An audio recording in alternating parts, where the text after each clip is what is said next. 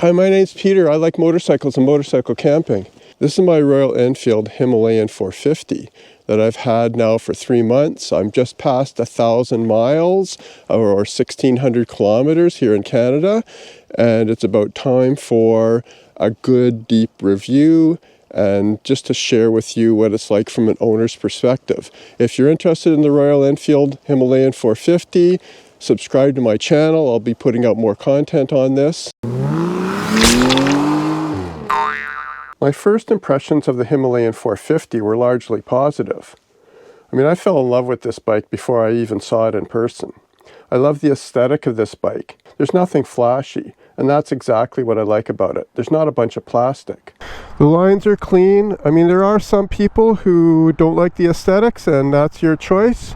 Personally, I just love how this bike looks. It just looks classic to me. The new liquid-cooled 452cc single cylinder is the real headline here. It's not about the sheer speed, but about refinement and usable power. It has just enough oomph to get me up and over the many hills where I live without a lot of shifting. At highway speeds, it's composed and relaxed. I've done a few longer stints at 65 to 75 miles an hour. That's over 100 kilometers an hour, maybe up to 140, and it'll do it. The engine doesn't feel strained. Throttle response is smooth and vibrations are well managed. Compared to the 411, it's a big step forward. With a proper 6-speed gearbox, this can handle the highway speeds with no problem. There is a tendency to hit neutral sometimes when you're shifting from first to second, and that's happened to me a few times. Other people have reported a false neutral between 5th and 6th. I've only found that once in my 1,000 miles.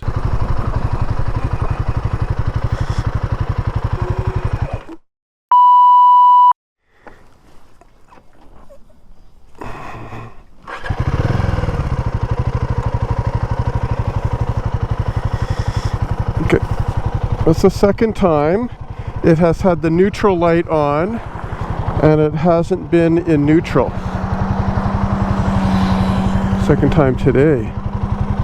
Second time ever. One of the things I appreciate most is the comfort. The seat is well cushioned, the bars are placed just right, and the riding position is neutral. On a longer jaunt, it's comfortable for me, and at my age, that's saying something. I like it that I can stretch back. It's really easy to stretch my legs on this bike. The suspension with upside-down forks up front and a monoshock at the rear is well balanced. It's not overly soft or stiff. It's comfortable on road and capable enough off it. I'm comfortable standing up. I bought a pair of bar risers, but I felt no need to install them. Off pavement, the Himalayan holds its own. It's not an enduro bike, but it's steady and predictable and easy to handle, especially for those of us who aren't trying to wrestle a 500-pound machine through trails anymore. It handles logging roads quite smoothly, including some wet, slippery ones that I encountered on one of my trips.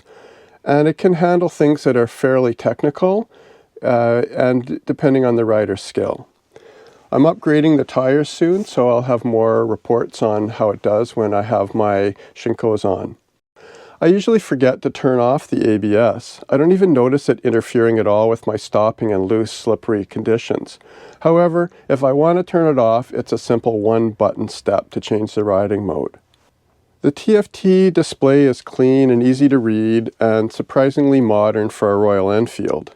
It gives you what you need without unnecessary clutter. Navigation, trip info, fuel range. Simple and effective.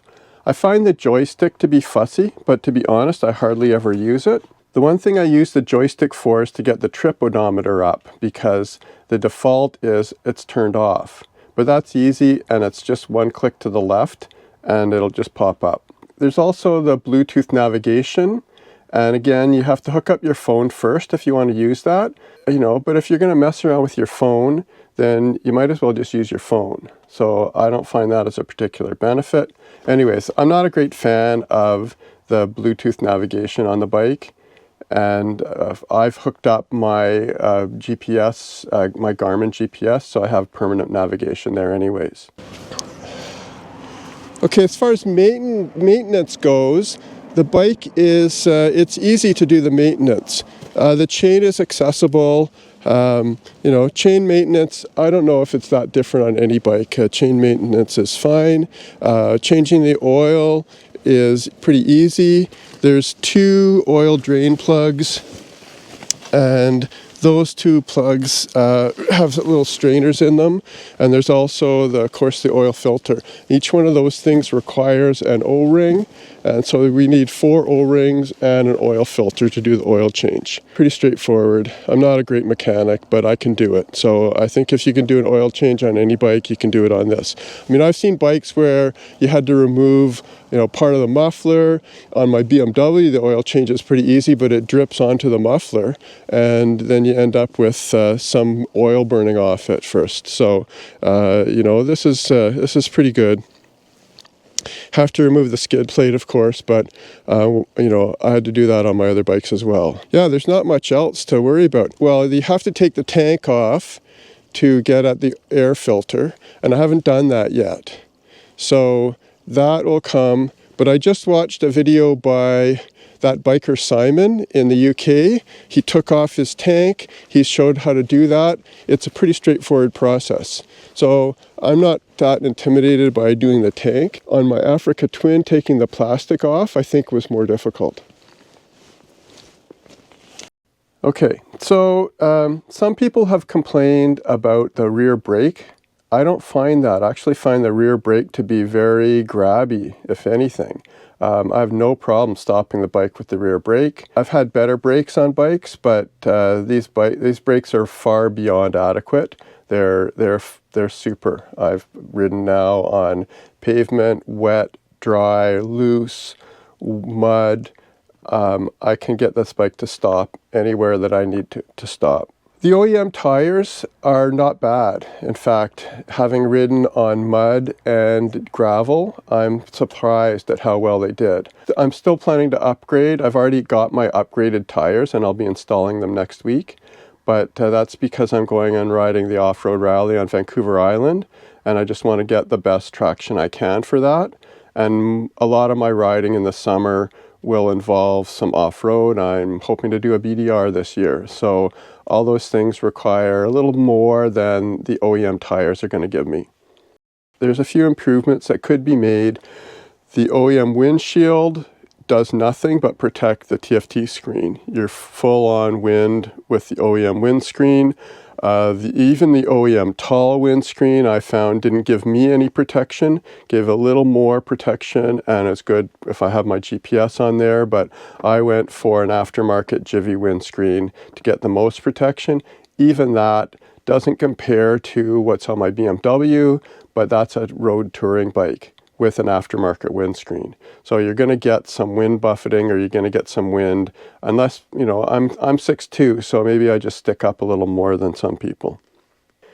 There's just about everything that this bike does that another bike can do better. There's better bikes for the road, there's better bikes for the off-road, there's better bikes for just commuting, but this bike can do it all. And that's what I really love about this bike, is that if you're only going to own one bike, this bike will do it.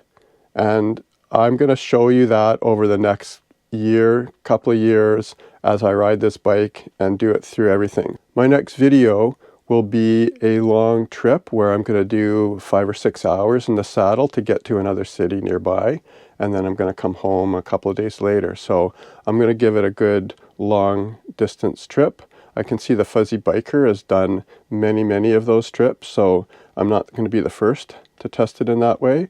But having done now a short trip camping, long trip on the road, off the road trip, all I can say is this bike does it all. So that's my 1,000 mile take on the Himalayan 450. It's not trying to be something that it's not, and that's what I respect about it. It's a capable, comfortable, honest machine that can do almost everything. And for riders who are more interested in the ride than the spec sheet, it's a worthy companion. I'm happy to ride it every day. If you found this helpful, feel free to subscribe, share your thoughts in the comments, and ride safe. See you on the road.